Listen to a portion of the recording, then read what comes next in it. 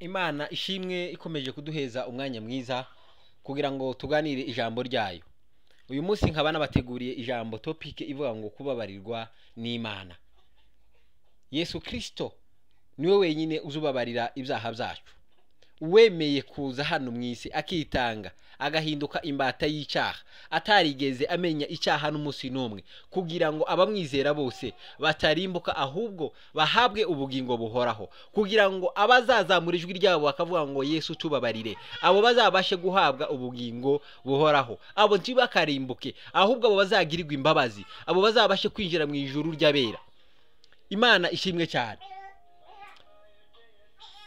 Nta wundi wababarira ibyaha byacu, nta wundi wakuraho ibicumuro byacu, nta wundi wakuraho intekerezo mbi zacu, nta wundi wakuraho ibikorwa byacu bibi, nta wundi wakweza imitima yacu usibye Yesu Christo, uwadukunze urukundo ruhebuje, uwadutekereje twebwe tutari turiho, twebwe twariho umugayo, twebwe twariho urubanza rwo kurimbuka. Uwo wadukunze urukundo ruhebuje bituma za hano mwisi kugira ngo abashe kuduheza ubugingo buhoraho, bituma akuraho ibitambo ahinduka igitambo, akuraho ibitambo by'inuma, akuraho ibitambo by'intama, akuraho ibitambo by'amafizi. Amafizi nayo abasha kuruhuka, inuma zibasha kuruhuka, abakene babasha kuruhuka, abirirwa birukanka inyuma y'inuma abo bose babasha kuruhuka. Umwami Yesu arabaruhura. Imana ishimwe cyane.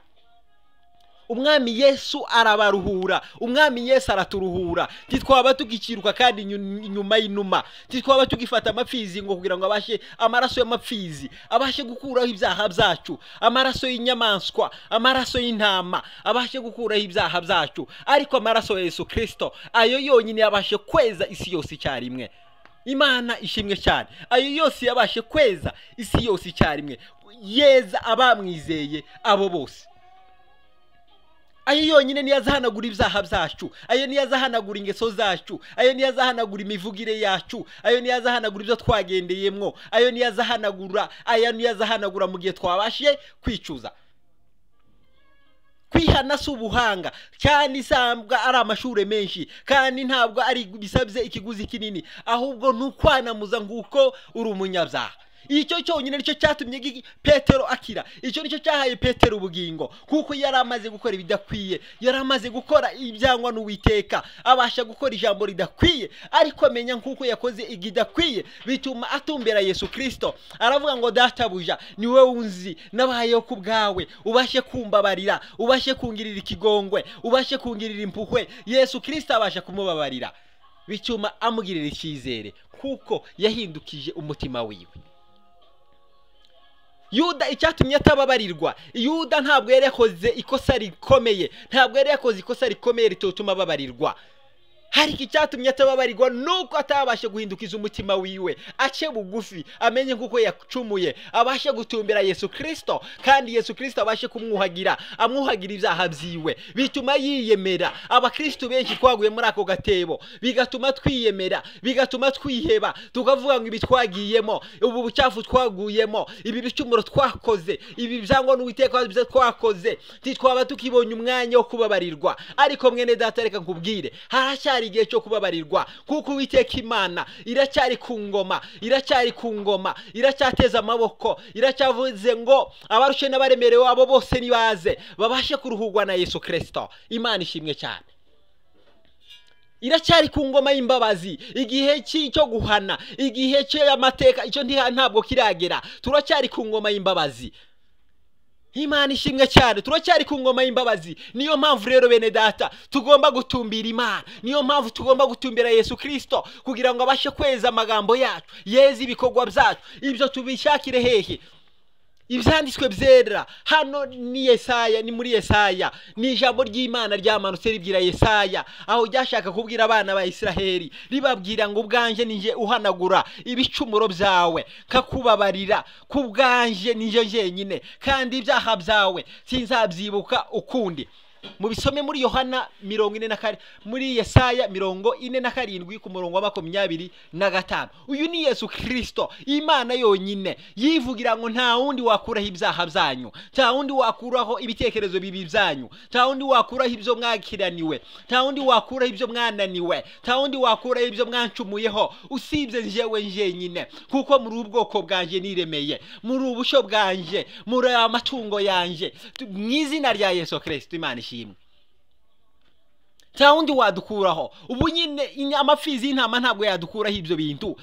Intama ntabwo zadukuraho iki, ntabwo zadukuraho ibyo twacumuye, ibikorwa ntabwo zadukuraho ibyo twacumuye, intama cyangwa se inuma, ibyo byose ntabwo zakuraho ibyaha byacu usibye Yesu Kristo wenyine. Amaraso yiwe yonyine ayo niyo azabasha kubabarira ibyaha byacu, mu gihe twabashe kumenya kuko twacumuye, mu gihe twabashe kumenya kuko twagenze ibidakwiye, tugatumbira Yesu Kristo wenyine, tukabasha kugarura umutima wacu, bigatuma dusaba imbabazi, kandi ntawe uzasaba imbabazi wese abashe kuzimwa.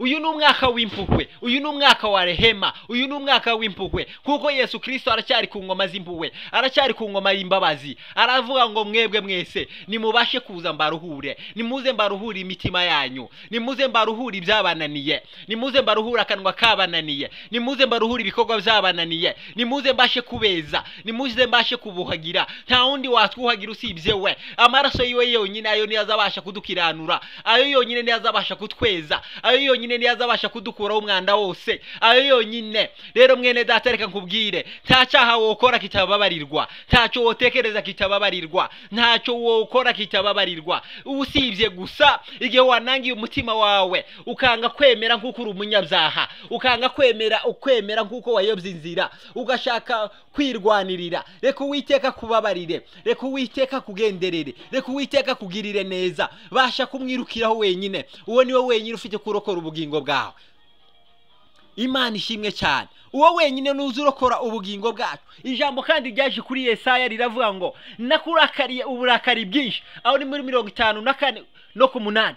Sinakurakariye uburakari bwinshi bituma nkwima mu maso akanya gato, ariko nzakubabarira, nzakugirira ibambe. Bwana Yesu asifiwe sana. Ati nzakubabarira kandi kugirira imbabazi zihoraho. Uwo ni Uwiteka Imana ibivuga. Nubwo yoba yarakwimye amaso, ukaba warahangayitse igihe kitari gitoya, ukaba warakubititse igihe kitari gitoya, ukaba waragerageje gukora ibintu ntibikunde kubw'ibyaha byawe, ariko Yesu aravuze ngo nubwo nakurakariye, ariko nakurakariye by'igihe gitoya kugira ngo ndebe uko wahindukiza umutima wawe. Rero mwene data, hindukiza umutima wawe, utumbire Yesu Kristo wenyine.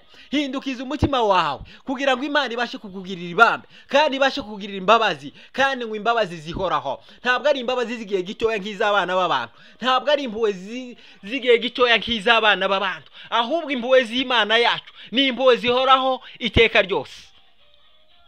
Imana ishimwe cyane. Irakugirira impuhwe, kandi impuhwe zihora iteka ryose. Irakubabarira. Niko yavuze ngo nubwo ibyaha byanyu byatukura tukutuku, nubwo ibyaha byanyu byasa n'umuhemba, nubwo ibyaha byanyu byasa gute, ibyo ngo ndashobora kubizeza kuko ndi Uwiteka Imana. Mugiye gusa uzavuga ngo mbabarira, mugiye gusa uzicuza, ukamenya kuko wagendeye mu nzira zidakwiye, ukareka kwirwanirira, ukareka guheza ibyaha urwaho, ukareka guheza ibyaha amasheriya. Bwana Yesu asifiwe sana. Hano ari igihe abantu bazakora icyaha akavuga ngo yeye ngo ni modernization, nicyo gihe tugezemo, ni ngo ni ibihe ngo bigomba kuba byo, ariko ntabwo ariko bimeze. Uyu munsi ijambo ry'Imana riravuga ngo hindukirira Uwiteka, hindukirira Uwiteka. Niko yavuze ngo Isiraheli we, ngo ni wampindukirira ukansaba imbabazi, ni wampindukirira nanje Uwiteka nzakubabarira, ngo ibyaha byawe nzabyeza, ibyaha byawe nzabibabarira, ngo kandi nzaba Imana yawe, ngo namwe muzaba ubwoko bwanje. Uwiteka ashimwe cyane. Uyu munsi hindukirira Uwiteka, Uwiteka abashe kukubabarira.